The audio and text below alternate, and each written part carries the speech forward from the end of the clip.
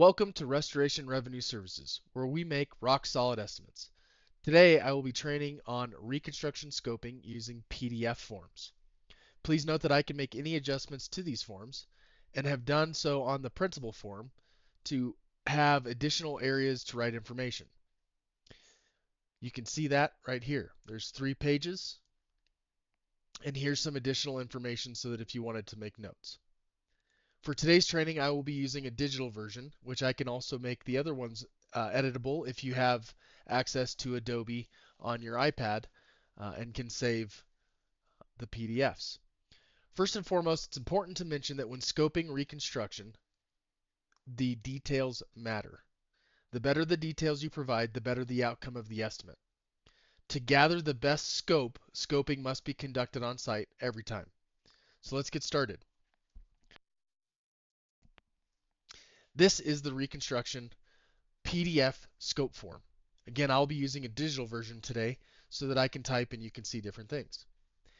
Scoping is done per room. You don't need to put the customer's name on every single uh, scope form, but make sure that when you scan them that they're grouped together. So you're going to put your customer's name, you'll put the test location, you'll put your work center reference number, and then you'll put the room name that you're working in. Remember, all of this is done per room. This is not the entire house. We're not filling one of these forms out for the entire project. It's done per room. From here, we're going to start on this left column, and we're going to work our way down. Then we'll go to the right column and work our way down. Then we'll go to the next page. So what do we have? Do we have contents? We have 2 options. We have room size and labor calculation. I always encourage people to do both.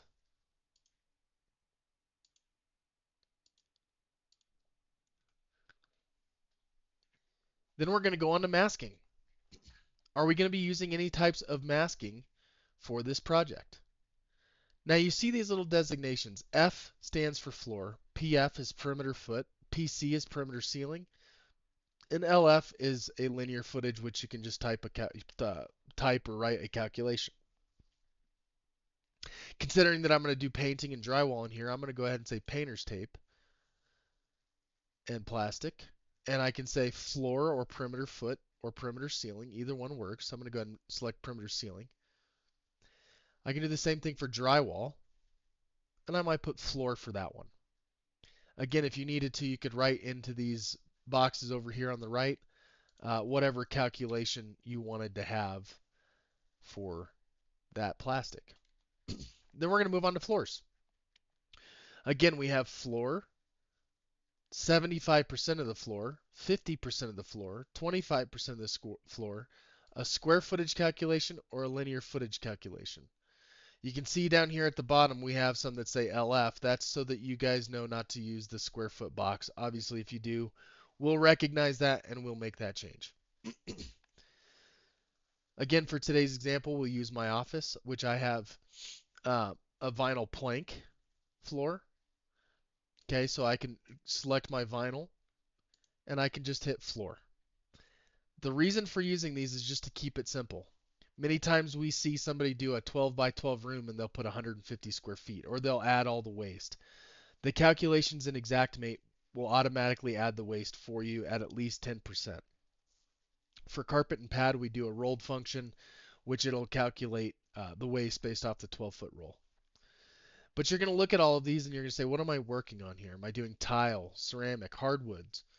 You could even put in this blank here, is it an oak floor? Maybe it's red oak. Maybe it's bamboo. Those are so that we know what's going on. There might be a variety of sizes that you have to put in. 3-inch, 4-inch, 5-inch. The more information you provide to us, the better we can detail out your Xactimate detail. Once we're done with floors, we're going to move on to trim. What are we dealing with? Well, we have baseboard. I'm going to say I have a 6-inch baseboard. And I'm going to do the perimeter foot. Again, we have perimeter foot. We have perimeter ceiling, is it 3/4 of the room or 75%, half, quarter, 25%, or are you going to give me a linear footage? If it's the whole room, you're just going to select the one. If it was 75%, you would say perimeter foot 3/4. And that way we know 75%. Are you going to replace any casing? I'm going to go ahead and say I have a 3-inch case. And I'm not going to use any of these because they don't apply. I'm going to say that I'm using 17 linear feet of casing. Do you have any chair rail, crown, cove base, door jambs, window sills, corner trim? Again, this is going to be for your wall paneling. Quarter round. I have base shoe, so I'm going to select quarter round, and I'm going to say perimeter foot. These blank spots, which you'll find in here randomly, are for you to add any additional items that you would like. So if you don't use the 3-page scope form, you use the 2-page, you can throw line items in here and use these calculations or do the linear footages. You'll see on this that there's only 2 pages. Now we're going to go on to the walls. What are we dealing with? 1/2 inch, 5/8, plaster. This is going to be your lath and plaster, metal lath.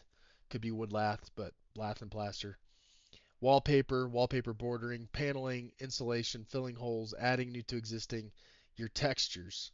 And then we have a blank piece. So I'm going to go ahead and say that I have a 1/2 inch drywall and I'm doing a 2-foot perimeter cut. Again, 2-foot PF, wall, 75% of the wall, 50% of the wall, 25% of the wall, and square footage. If you had a 2-foot flood cut and it was only half the room, you could do 2 foot and that right there. And that'll tell us what we need to know. What kind of insulation are we dealing with? Again, I have an R13 and I have all the way around the room 2 feet high. It's all the walls are insulated. If you wanted to do half the room as only the exterior, you could say 2 feet, 50% of the wall, or you could just give us a square footage if need be. Adding new to existing. Okay, again, two perimeter foot here, just so that we know what we need to put in.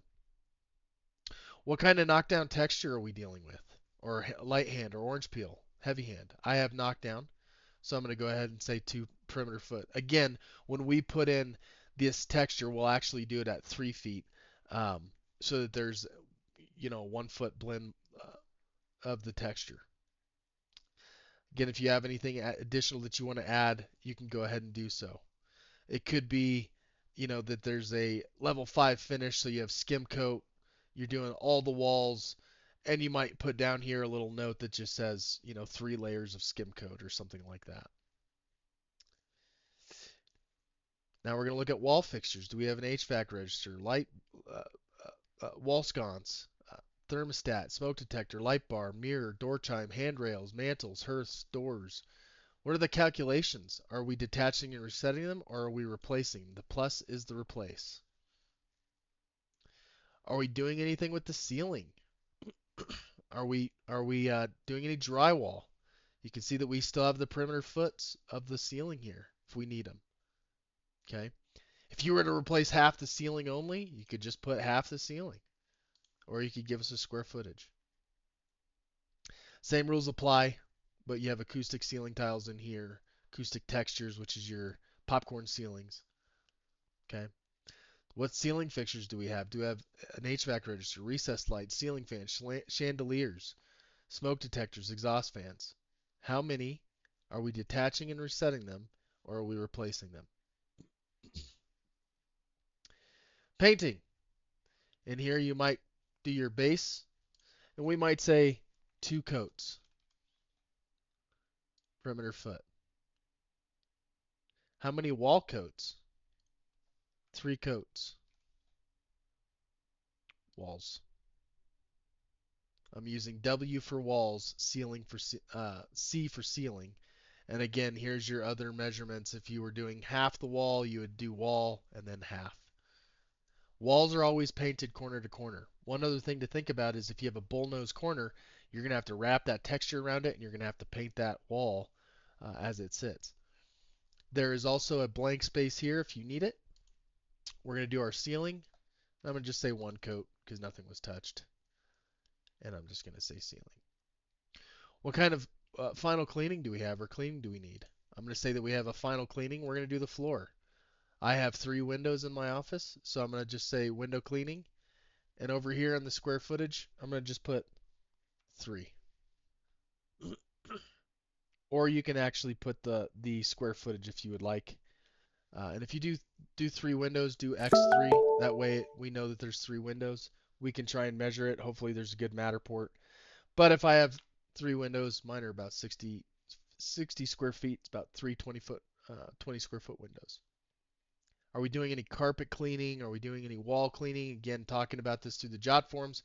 When replacing drywall and painting, paint manufacturers want the surface to be virtually dust free. So if you get that approved through your adjuster, you can put in your wall and ceiling cleaning. Once you're done with that section, you're going to scroll down. Go to that next page and ask yourself, are we doing anything with the doors? Do we have flush doors, panel doors, louvered, bifold, pocket, sliding, exterior openings only, which is basically just an open area with a jamb.